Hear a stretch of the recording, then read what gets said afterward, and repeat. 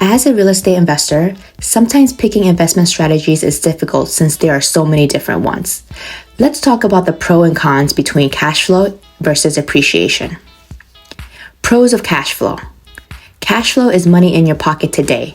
It's steady, predictable, and it helps cover expenses, build reserves, and provide immediate income.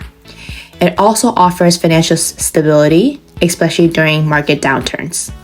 Cons of cash flow. Properties with cash flow may appreciate less over time. You also might be in a lower value market with more management headaches. Pros of appreciation. Appreciation is where big wealth is made.